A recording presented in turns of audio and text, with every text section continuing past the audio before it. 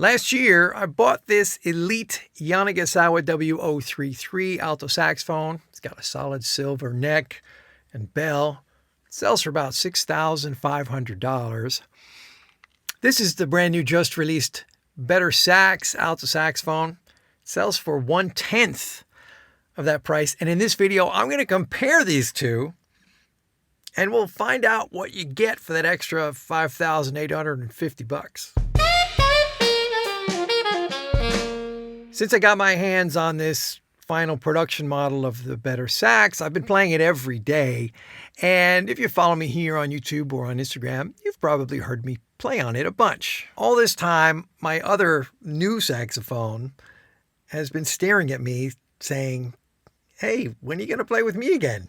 Come on, I'm worth 10 times that other thing." And I said, "I'm sorry, but if I play you, my new saxophone is going to feel really inadequate. I mean, I paid so much for you. You must be vastly superior." Last night, I decided the time had come to finally face the music and play these two instruments back to back. So I recorded one solo chorus over this backing track to Summertime, first on the BetterSax alto sax.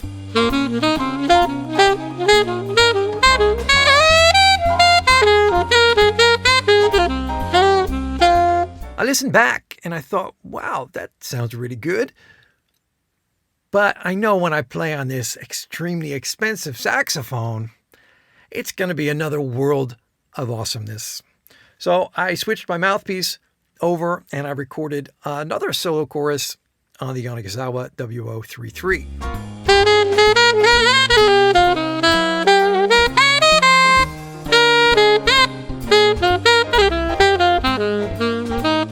And to my great surprise and relief, they turned out to be not significantly different. Ergonomically, they're strikingly similar. Intonation-wise is almost exactly the same. There was only one really clear difference I could hear and feel when playing, and I'll tell you about that in a minute. First, I'd like for you to help me with a little experiment. I edited together a mashup of the two solos where I play each saxophone for about 4 bars each. These were back-to-back takes recorded using the same mouthpiece and read into the same mic in the same position with no break in between. I'm really interested in hearing your thoughts on this. I suggest you listen to the following clip with your eyes closed first and try to determine when I switch horns and see if you can tell which one is which. Then listen again while watching.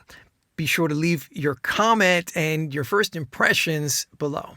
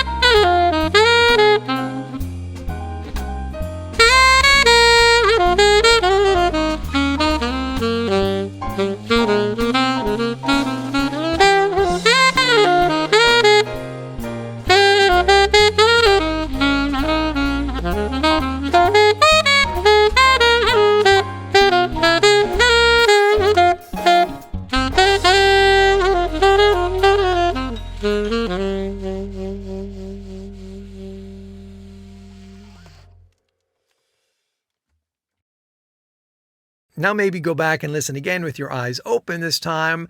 There's a chapter marker in this video so you can get to the beginning of the solo easily. Listening with my eyes closed, I still can't always tell which horn I'm playing, even though it's me who played it and it's still fresh in my mind and I edited the video. Sometimes I open my eyes while listening when I'm sure I'm playing one horn or the other, and half the time I'm wrong. That's another test you can try yourself. Go back and listen to the clip with your eyes closed and then open them when you think you know which saxophone is being played. The main difference I can hear and feel when playing is that the BetterSax is a brighter and edgier horn, while the W033 is heavier and darker and a bit rounder. Now, why is that? It's to be expected, actually. You see, this elite version of the Yamaha has ribbed construction, which basically means there's a bit more metal on the body, and it's got a high F sharp key, which the BetterSax does not, and the neck has an extra brace on it, and the front shield is bigger. So those things contribute, among others, those things contribute to that heavier, kind of darker, a bit more resistant sound. The BetterSax is designed to be a lighter model horn. It has the post-to-body construction like the professional Yamaha models have. It has one less brace on the neck, which kind of lightens that up, as well as not having the high F sharp key. All of those things contribute to this being a brighter and lighter saxophone. Weight-wise, this probably weighs more like a vintage Mark VI, while this is a pretty heavy saxophone. Now, this perceived brightness or darkness can be balanced out with choice of mouthpiece. For example, if I wanted to brighten up the sound of my W033, I could use a brighter mouthpiece. And by the same token, if I wanted to darken the sound of the BetterSax, I can use a darker mouthpiece. So you can cover the full spectrum of bright to dark on either saxophone when paired with the appropriate mouthpiece. So, what do we get for that extra $5,850? Well, the law of diminishing returns is in full force here, and the BetterSax is resetting the bar on which price point things start to get extremely interesting. Let me tell you a story.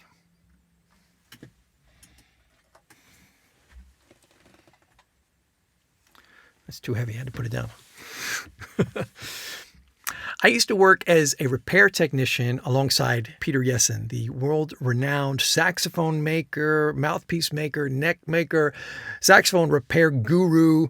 We worked at Gottfried's, the legendary music store in Copenhagen, Denmark. Years ago, Peter did a rather funny experiment. He took an old Yamaha student tenor saxophone and disguised it so no one would know what it was. He buffed out the logo and the serial number. He removed the lacquer. He made custom key guards for it and put his own neck on it. He would tell everyone that came through the shop that it was some prototype he was working on and, they were welcome to try it out.